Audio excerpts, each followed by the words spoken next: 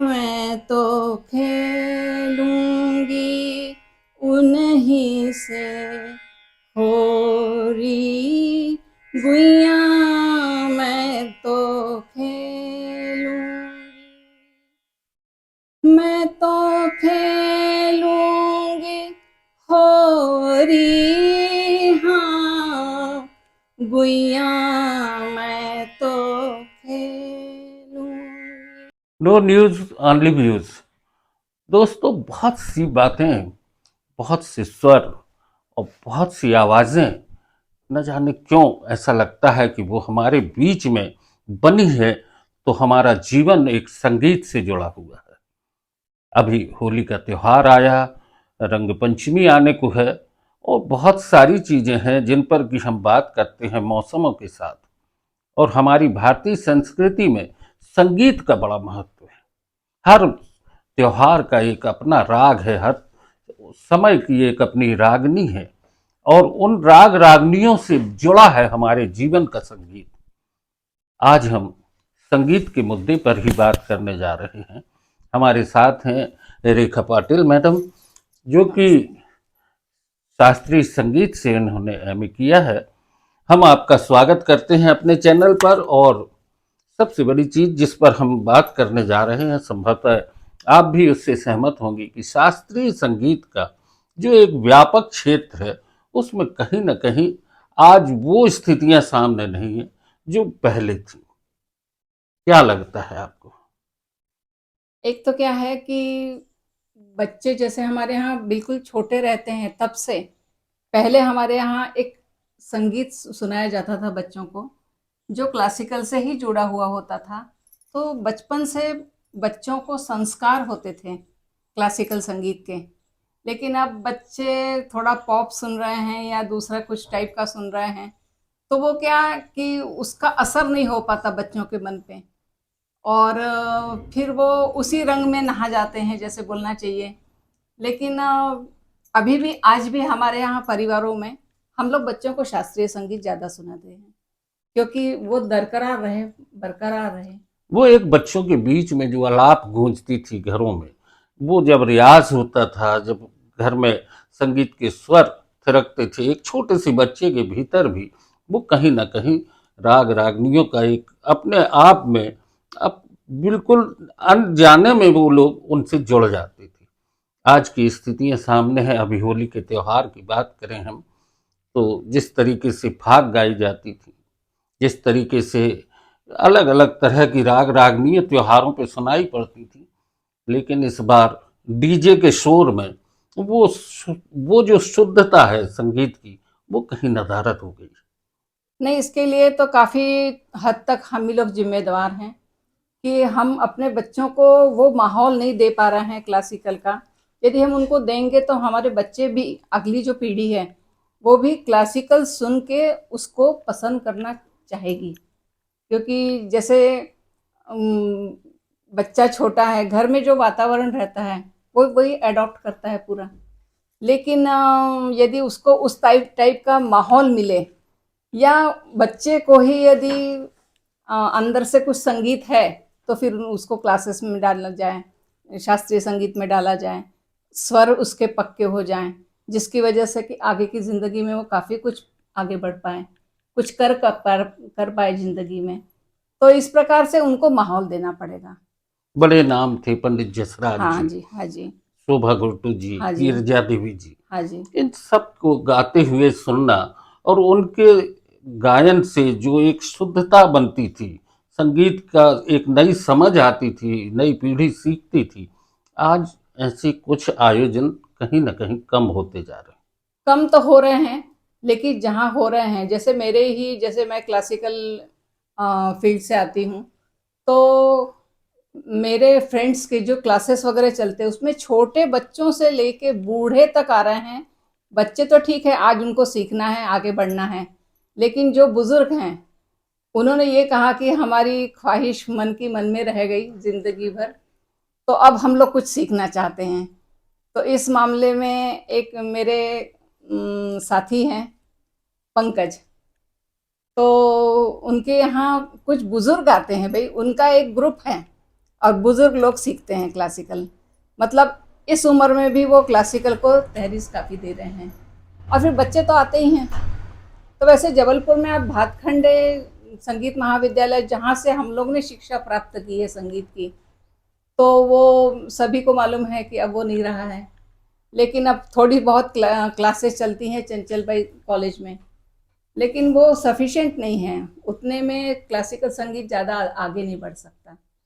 तो उसके लिए हमें और अलग से प्रयास करना पड़ेंगे कि जिसमें कोई अच्छा विद्यालय खुल जाए कहीं पे, गवर्नमेंट हमें जगह जगह दे भातखंडे संगीत महाविद्यालय को, और कम से कम वहाँ पे हमारा विद्यालय चालू हो जाए, तो बच्चों के लिए एक बहुत अच्छा फील्ड तैयार हो जाएगा। बहुत पहले एक बात आई थी कि संगीत विश्वविद्यालय की कल्पना होना जरूरी है, ताकि एक विश्वविद्यालय जबलपुर या खासकर मध्य प्रदेश में कहीं एक स्थापित हो, जिससे कि बच्चों को म्यूजिक के क्षेत्र में आने वाले समय के लिए कैरियर जो अपना बनाना है उसके लिए दिशा मिल सके।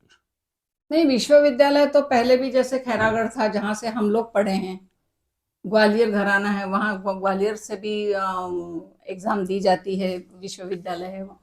लेकिन जबलपुर में नहीं है। तो हम लोग चाह रहे हैं कि यदि जबलपुर में इस टाइप की कोई गतिविधि चालू हो जाए, तो बच्चों को बहुत-बहुत उसका फ़ायदा मिलेगा। यानी जबलपुर में एक संगीत एक संगीत विश्वविद्यालय की विश्वविद्यालय होना स्थापना होना हो, चाहिए, होना जरूरी है। चाहिए। अब मैं थोड़ी सी बात आपसे करूंगा, आपके गायन पे आना चाहता हूं कि जिस तरीके से कजरी है, चैती है, ये स्वर सुना नहीं पड़ते, तो इनको लेके भी कहीं ना कहीं कुछ आप लोग काम कर रहे होंगे, किसी तरीके से सिखाते होंगे। इसके लिए मेरे गुरु शारदा प्रसाद भट्ट, जी जी। जिनकी यहाँ फ़ोटो लगी है, तो उन्होंने हमें ठुबरी, दादरा इसका प्रशिक्षण दिया, और वो खुद रेडियो में बी हाई कलाकार थे, ठुमरी दादरा स्पेशलिस्ट। तो उनसे मुझे सीखने का काफ़ी मौका मिला है। उनसे मैं दादरा सीखी हूँ, ठुमरी सीखी हूँ, कजरी सीखी हूँ। लेकिन हालाँकि अब थोड़ी मेरे स्वास्थ्य की वजह से मैंने इसको आगे नहीं बढ़ाया। लेकिन हाँ, मैं अभी भी रियाज़ करती हूँ, और कोई यदि सीखना चाहते हो तो सिखाती भी हूँ। हम चाहेंगे हमारे दर्शकों के लिए आप कजरी, चैती या इसमें से कोई दादरा जो भी आप उचित समझे, वो एक कोई गीत की कुछ पंक्तियां गुनगुनाएं। अ, एक मैं होरी गाना चाहूँगी, अब भी होरी हो चुकी है।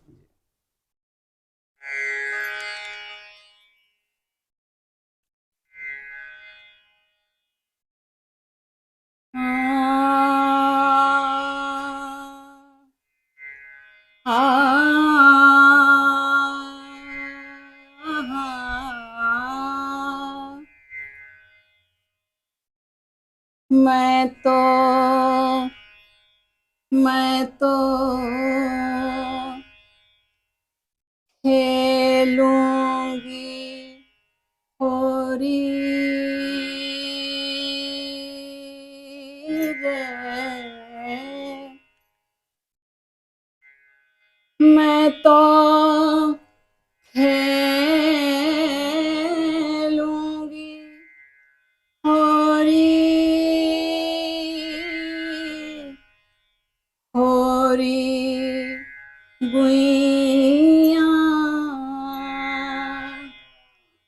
मैं तो खेलूंगी उन्हीं से होरी गुइया, मैं तो खेलूंगी,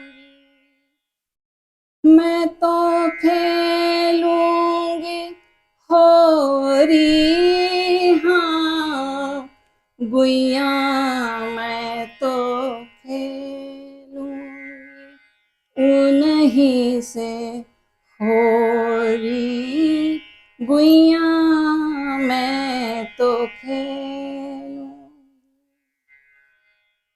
मैं तो खेलूंगी होरी, होरी गुइया, मैं तो खेलूंगी उन्हीं से होरी गुइयां मैं तो खेल।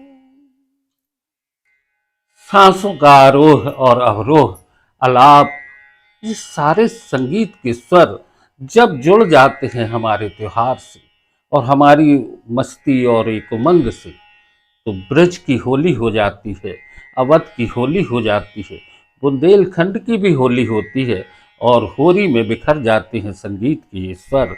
रेखा पाटिल में तुमने जिस तरीके से अपने गायन का ये अद्भुत एक हमारे सामने उदाहरण दिया है, पूरी दुनिया भारतीय संगीत से कहीं न कहीं जुड़ी हुई है और हमारे संगीत के स्वर हमें उत्सवों से जोड़ते हैं, प्रकृति से जोड़ते हैं, हम नदी की कलकल से जुड़ जाते हैं, बादलों की गड़गड़ाहट से जुड़ जाते हैं और फिर दीपक राग भी हो जाता है, बरसात की फुहार भी होने लगती है, सावन की झड़ी भी लग जाती है।